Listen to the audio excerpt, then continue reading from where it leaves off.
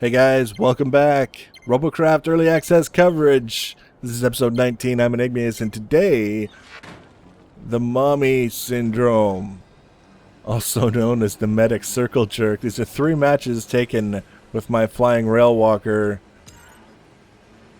I'm not a big fan of this map, I have to say. With this particular vehicle, any kind of rail vehicle, everything is too low. All of the plateaus, all of the ridges, they're too low. It's really difficult to get decent cover without peeking in and around, and rails don't like to do that. They don't like to run out and wait to aim and then take their shot and then duck to cover because everyone else has already shot them 5 times by the time that's happened. So this is starting out, there's nothing remarkable how this is starting out. There's a bunch of enemies in the valley up ahead, and this is a good place for me to use the laser designator for the railguns to kind of keep them in line, because everyone sees that, and it's the universal symbol for evil things lie in wait beyond this point. And then, of course, I have to make sure that it's not just an empty threat, and actually shoot the guys who stick their nose out into the valley. Or, sorry, out of the valley. So we've got a fair number of friendly players on this flank, enough that I feel comfortable that at least the enemy isn't going to push through the front and start doing awful things to me if I'm, paying attention. But I still have to be careful of the left side and behind me. Bombers like to fly around the edges of a map and sneak up behind people. You'll notice that I don't even look back to see what's going on until there's basically nothing left in front of me to shoot. Again, the role of the railgun is support. It's not, tip of the spear. It's offensive, of course, but I'm mostly interested in keeping my distance, making sure that the enemy is focused on other people that are not me, and then throwing down as much damage as I can to support the guys on the ground. I don't care if I get a ton of kills. That's not what it's about. But if I can do a big chunk of damage to a vehicle and then my guys finish it off really quickly, then I'm doing what I'm supposed to be doing.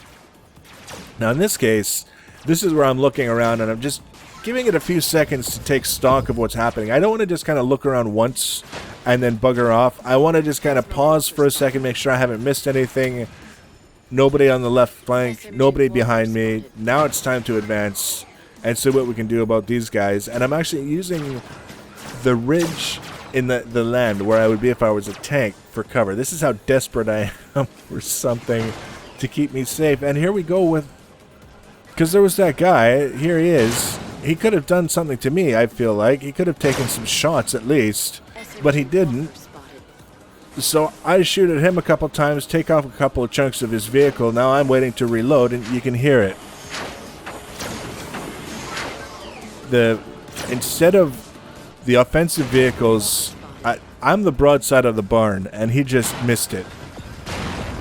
Instead of this guy being the tip of the spear and pushing forward and being a little bit offensive, putting us on our heels, making us think twice about advancing, he's in here hiding at the medic.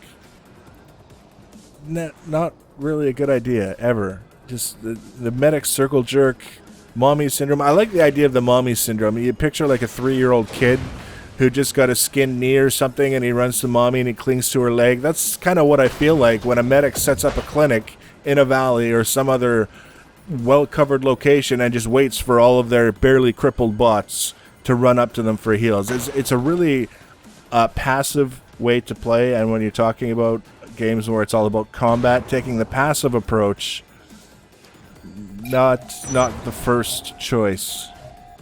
Now in this case, advancing to cap because I don't know where the enemy vehicles are, and then this guy, the non-contributor, has no choice but to start shooting at the rail vehicle, and I'll bet he was just like, oh man, this can't end well for me, and it didn't, because I'm more than happy to one-shot low effort dirt vehicles like that, and if I do it enough, hopefully they'll build a real vehicle. Did I just say that? Yeah, I did. Now this is what I mean by an elevated plateau. It's where I like to be. If something's going wrong, a lot of the time I can just back away from the ridge, and that's cover. I don't have to worry about ducking into some sort of wall or behind a rock or something like that. It lets me get shots off onto targets without having to be waiting around for aim while I'm in a vulnerable position. Now this guy in the cube, this isn't the first time we're going to see him. He's a good shot, or a very lucky shot. He just took one of my guns in my leg as he was falling down the side of the cliff, twisting and turning as he went. So, you know, credit where it's due. But then I look up and I see all of those guys and I realize I'm in a really bad spot. Because all of our guys are on the other flank. I'm here by myself, and those guys in the back, those red names in the back, they have nothing else to do except shoot at every target of opportunity that presents itself, which you can see our guy just badly overextended right into the middle of them, and he paid for it. So I don't want to put myself in a position where those guys are allowed to be such a threat. This guy, this SMG tank, is just panicking, or he doesn't know the benefits of burst fire. Normally, for me, I will sit there and unload all of my guns on an SMG tank if I can see projectiles from their vehicle flying to the right of me and to the left. Because it means they're just holding down the fire button and their accuracy is crap at this range. I'll take the few hits to put the damage on them. But in this case, he backed away. He's no longer available. All we've got left are these enemies down in the valley. Well, except for that guy. But he's probably on his way down into the valley too after that shot. And you can hear it.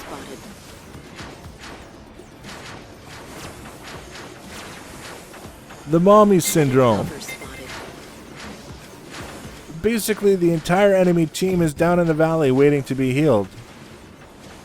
There's no clear thought to the benefits of being aggressive, of pushing, of advancing. They're basically sitting there letting our entire team set up on elevated positions around them, and it's unfortunately it's going to cost them. So my bot's in decent shape at this point. I'm still missing just a gun and a leg, which is not horrible. I would rather have all of my guns, but plasma is what plasma is. So I look down here. Look at this mess. That guy is, if he was close to being back into combat ready position, he's not anymore. But this is what we're talking about when we're setting up with the elevated position, shooting down on them. The cube, the plasma cube. He's about to make his second run at me. And there's not much I can do. I can't justify sitting on the ridge like this, refusing to engage.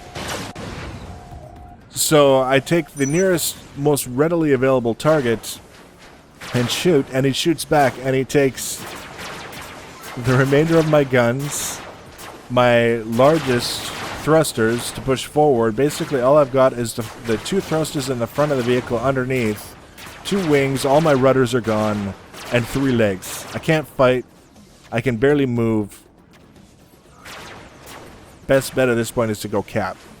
That's the decision-making process. I've taken a look at my bot. I've made the decision that I can't really contribute anything unless I'm advancing to cap, but I'm not really sure how well this whole thing is going to work if all I've got is wings, because it's really difficult to control a vehicle like this that's not balanced anymore and doesn't have rudders. So you can see we're kind of turning, doing our best, very nervous about flying over this enemy vehicle.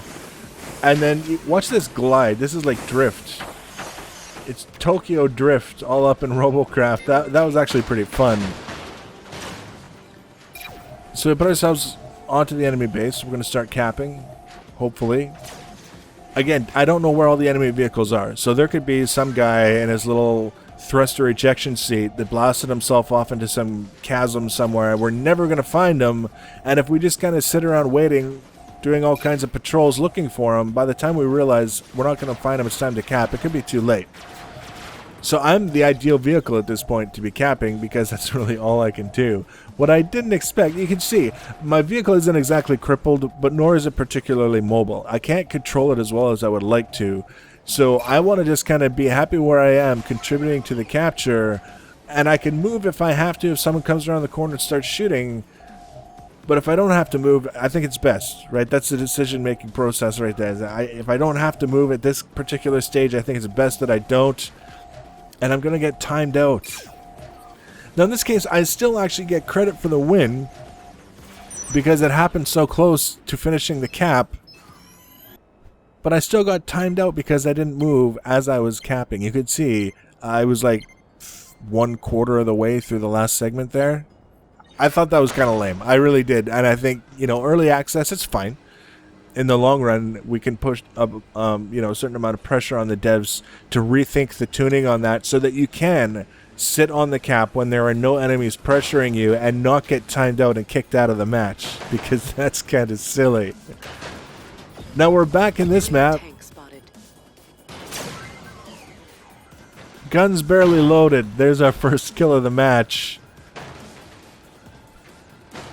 And again, all I'm trying to do is set up in a position where I'm not fully exposed, because there's not a single friendly vehicle ahead of me at this point. There's our second kill. There's our first friendly vehicles passing us now. So we're doing pretty good. We're 2 kills in before these guys have even seen a block on an enemy vehicle. And obviously I lost a gun. The enemy got some shots on me. It's, you know, it's unavoidable at times, but I still want to give them an opportunity to forget about me before I put myself back up on a ridge where they can all shoot at me at the same time. But at the same time, support my team as best I can. So we're going to push up a little bit cautiously at first, see how things are going.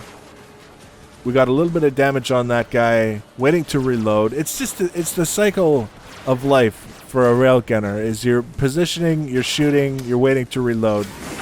Rinse and repeat ad infinitum. This guy, he's going to help top me up.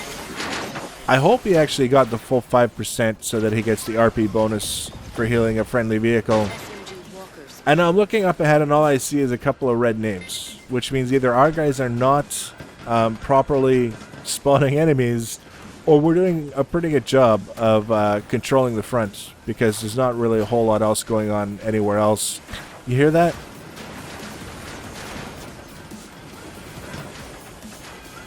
It's the mommy syndrome again. Same valley, same tactic. Quick guys, stop shooting, go get healed. The outcome is pretty predictable, so I'm going to let you guys watch the rest of the match. I think I finished with 5 kills total in this match, which is pretty cool. But I hope I got the point across. To give a little bit of thought to setting up shop in a valley so people can come get healed, because it's maybe not the best idea. There'll be more videos coming soon. We got another build on the way someday in the not too distant future, and more match footage.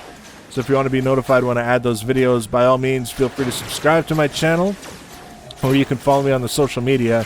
Links for that in the information section below the video. Feel free to leave your comments and feedback. I always read every single comment posted to every one of my videos. Thanks for watching, guys, and take care.